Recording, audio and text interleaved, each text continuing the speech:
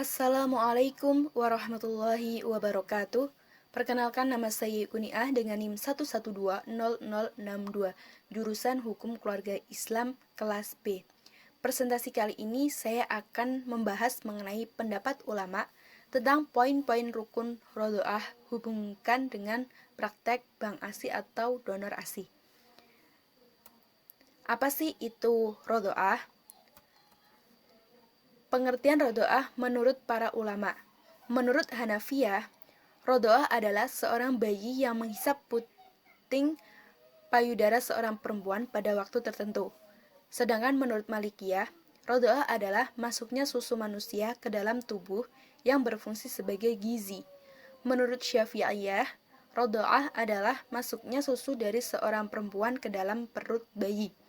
Menurut Hambaliyah, rodoah adalah seorang bayi yang berumur di bawah 2 tahun yang menghisap punting payudara perempuan yang muncul akibat kehamilan atau minum susu tersebut.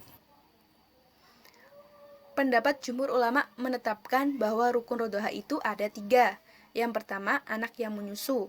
Yang kedua, perempuan yang menyusui. Nah, wanita yang menyusui menurut beberapa ulama itu disyaratkan adalah seorang wanita yang baik dewasa dalam keadaan haid, hamil, ataupun tidak. Menurut Syafi'i, air susu itu harus berasal dari wanita yang masih hidup. Sedangkan menurut Imam Hanafi dan Maliki, boleh meskipun wanita itu sudah mati. Yang ketiga yaitu kadar air susu yang memenuhi batas minimal. Lanjut. Adapun syarat-syarat bagi orang yang menyusu. Yang pertama, dalam keadaan hidup. Yang kedua, masih dalam usia menyusu.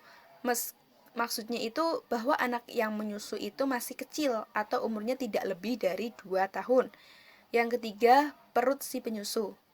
Air susu yang diminum harus benar-benar sampai ke dalam perut si anak atau penyusu, sehingga dapat dirasakan akan manfaatnya. Next, pendapat ulama mengenai ukuran rodoah yang mengharamkan. Yang pertama, sedikit susuan atau banyak itu sama-sama akan mengharamkan. Pendapat lain yang mengharamkan susuan tidak boleh kurang dari 5 kali susuan dalam waktu yang berbeda serta mengenyangkan setiap kali menyusu. Pendapat ini yaitu dari mazhab Syafi'i dan Ahmad. Next, mengkonsumsi susu perempuan yang menyusui menyebabkan haramnya menikah, baik dengan cara diminum, dihisap, atau dihirup karena memberi makan kepada anak kecil, menghilangkan rasa laparnya, dan mencapai ukuran susuan. Syarat-syaratnya adalah sebagai berikut. 1. Sebagai makanan pokok. 2. Air susu haruslah murni. Dalam artian air susu haruslah murni itu ada beberapa pendapat. Yang pertama, pendapat mazhab Hanafi dan Abu Hanifah. Itu bila terjadi pencampuran antara air susu dengan yang lainnya, maka tidak terjadi padanya keharaman. Adapun apabila air susu dicampur atau dimasak sehingga merubah keadaan dan sifatnya, maka tidak mengharamkan juga. Tetapi sebagian ulama lainnya, diantaranya Imam Al-Syafi'i dan pengikutnya, serta Imam Malik berpendapat bahwa air susu yang bercampur itu tetap menyebabkan hubungan susuan apabila pencampuran itu tidak menghilangkan sifat dan bentuk air susu itu sendiri. Namun, bila campuran itu melebur air susu ibu, maka susuan tersebut tidak menyebabkan terjadinya hubungan mahram. Nah, untuk menghindari kesimpang siuran dalam menetapkan seseorang anak benar-benar disusui oleh seorang wanita selain daripada ibunya tersebut, maka para ulama menetapkan bahwa perlu alat bukti untuk menetapkan hal tersebut. Di antaranya yaitu ada ikrar dan persaksian. Lanjut, ini surat Al-Baqarah ayat 233. Oke, pengertian Bank ASI. Bank ASI sendiri itu adalah lembaga yang khusus mengumpulkan ASI dari ibu pendonor atau dari ibu yang memberikan ASI karena ada imbalan khusus. Lanjut, implikasi donor ASI terhadap hukum rodoah. Hukum pemberian atau donor jual beli susu itu hukumnya mubah.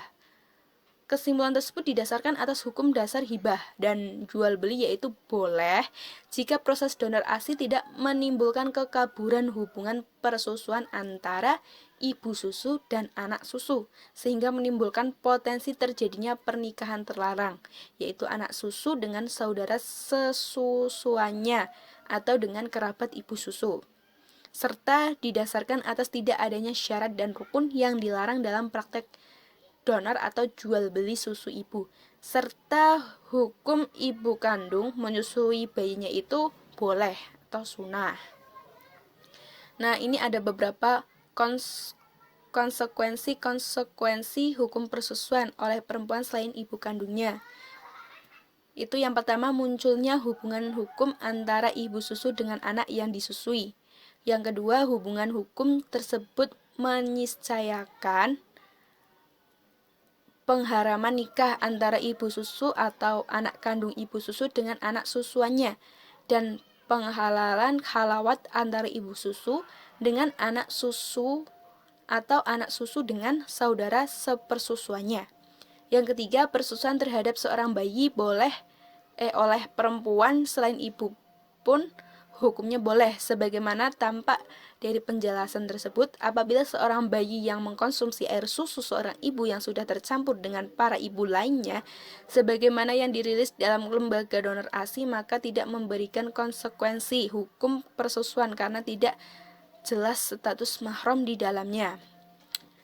Nah, adapun persoalannya nih, dalam praktek yayasan ASI, sebagaimana yang terjadi dalam praktek bank ASI di dunia barat, itu menimbulkan ketidakjelasan hubungan antara anak susu dengan ibu susu, sehingga terbuka bagi terjadinya pernikahan antara anak susu dengan anak kandung ibu susu.